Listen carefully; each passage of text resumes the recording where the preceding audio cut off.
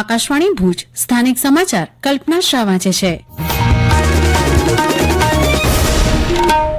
નમસ્કાર. કેન્દ્રીય ગૃહમંત્રી અમિત શાહે વિશ્વાસ વ્યક્ત કર્યો કે 2047માં અમૃતકાળ દરમિયાન ભારત દરેક ક્ષેત્રમાં ટોચ પર હશે.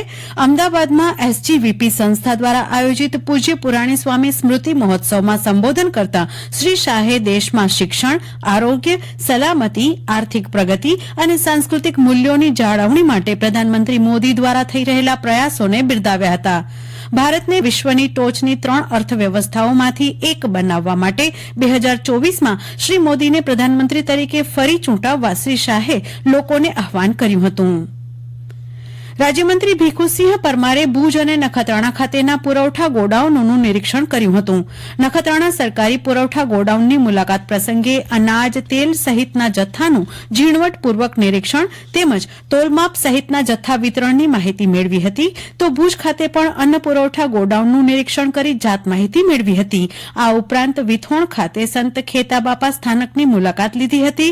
ત્યારબાદ માતાના મઢ ખાતે કચ્છ ધણીયાણીમાં આશાપુરાના સ્થાનકે લોકો ની સુખાકારી માટે પ્રાર્થના કરી હતી તેમજ નારાયણ સરોવર અને કોટેશ્વર મહાદેવના દર્શન કર્યા હતા. કચ્છી લેવા પટેલ સમાજના ઉપક્રમે આયોજિત અસ્મિતા પર્વના તૃતીય સત્રમાં જિલ્લા મથક ભુજ ખાતેના સરદાર પટેલ વિદ્યા સંકુલનો રજત જયંતિ મહોત્સવ ઉજવાયો હતો. જિલ્લાના શિક્ષણ ક્ષેત્રમાં સરદાર પટેલ વિદ્યા સંકુલે ગૌરવશાળી સિદ્ધિઓ પ્રાપ્ત કરી છે ત્યારે આ સંકુલ એ લેવા પટેલ સમાજની અસ્મિતાની ધરોહર સમાન હોવાનો સૂર વક્તાઓએ વ્યક્ત કર્યો હતો. આ પ્રસંગે વિવિધ પ્રદર્શનો અને સાંસ્કૃતિક કાર્યક્રમનું આયોજન કરાયું હતું. હવે દેશભરમાં ગમે ત્યાં લાકડું મોકલવું હશે તો દરેક રાજ્યની સરહદે લેવી કે બદલાવવી પડતી ટ્રાન્ઝિટ પરમિટ લેવાની જરૂર નહીં રહે. સરકારે એક મહત્વપૂર્ણ પહેલ કરીને નેશનલ ટ્રાન્ઝિટ પાસ સિસ્ટમ એનટીપીએસ લાગુ કરી, જેને શરૂ કરનારું ગુજરાત પ્રથમ રાજ્ય અને આ વ્યવસ્થાને લાગુ કરવામાં પૂર્વ કચ્છ જિલ્લો પ્રથમ બન્યો છે.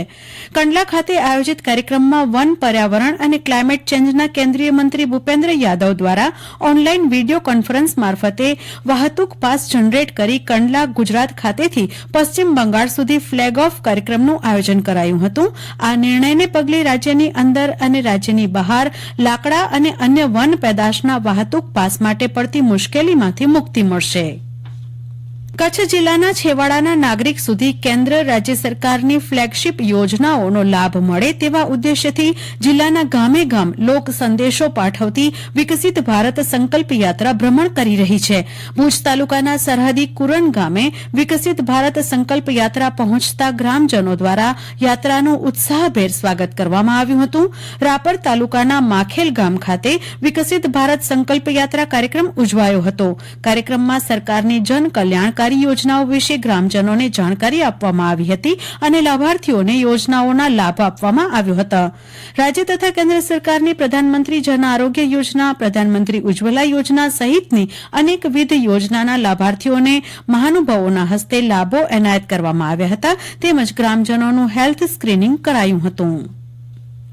બિદડા સર્વોદય ટ્રસ્ટના સુવર્ણ જયંતિ મેડિકલ અને સર્જિકલ કેમ્પનું યુરોલોજીના કેમ્પથી આરંભ કરવામાં આવ્યો હતો, જેમાં 275 દર્દીઓની તપાસણી કરાઈ હતી, જે પૈકી 33 દર્દીઓના વિનામૂલ્યે ઓપરેશન કરવામાં આવ્યા હતા, જ્યારે 48 જેટલા દર્દીઓને નડિયાદ ખાતે વધુ સારવાર માટે મોકલવામાં આવશે.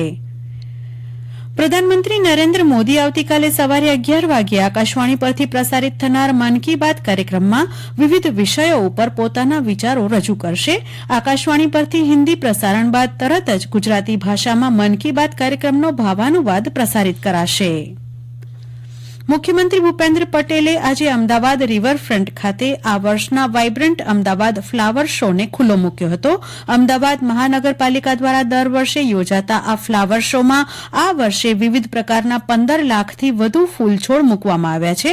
15 જાન્યુઆરી સુધી ચાલનારા આ ફ્લાવર શોમાં સરદાર વલ્લભભાઈ પટેલની સ્ટેચ્યુ ઓફ યુનિટીની પ્રતિકૃતિ, નવા સંસદ ભવનની પ્રતિકૃતિ, મોઢેરાના સૂર્ય મંદિરની પ્રતિકૃતિ, ચંદ્રયાન 3ની પ્રતિકૃતિ, 7 અશ્વ અને ઓલિમ્પિક જેવી જુદી જુદી થીમ આધારિત અનેક પ્રતિકૃતિઓ આકર્ષણનું કેન્દ્ર બનશે. અને આ સાથે સ્થાનિક સમાચાર પૂરા થયા. નમસ્કાર.